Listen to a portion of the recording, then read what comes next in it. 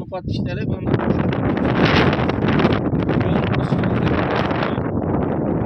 bunda köşmez mülkümüz var. Köşmez mülkünü işlep çıkarış etseniz de buladı. Xalasanız da stalova etseniz de buladı.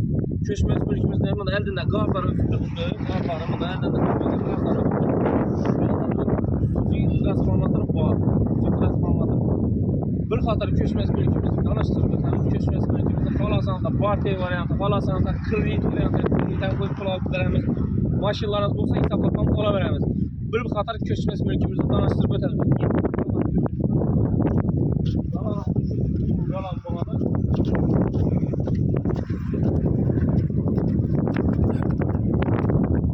Katta dolan bolan, bastırılgan bolan. Bir anlatımı görsün ötemiz.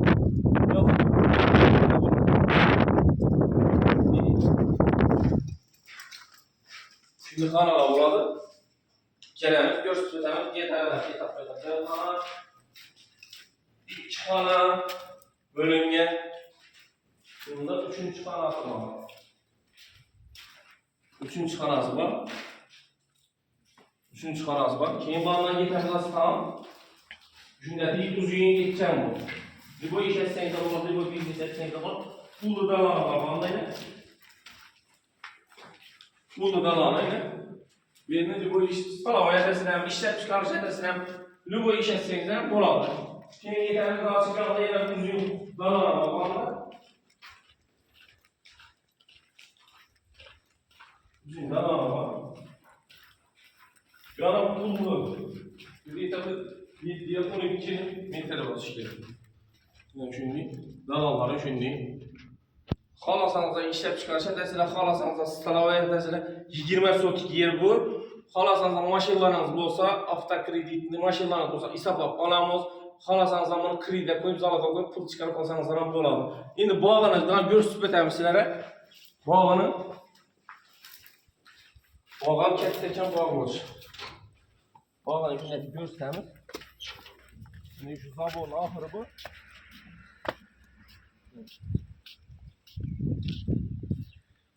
Zabonun ahırı bu. Şimdi arkasındaki görsəmiz. Şimdi 20 sotik yer bu. Libo iş etseniz de bula, ben anladım. Libo iş etseniz de bula, bir an telefon bir ana giredi. 20 sotik yer bir ana giredi.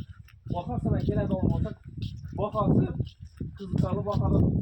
Gün olur, üstüne kalemizden Türkiye gelir. Yani şimdi chatte. Numarini açıp et.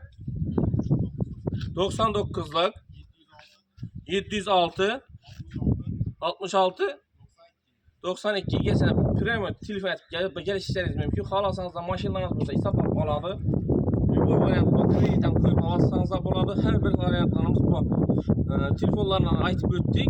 99'lık 966 99 706 66 90 66 92 nömrələrə telefon edib gələ verəsə, etibarlarınız üçün rəhmət.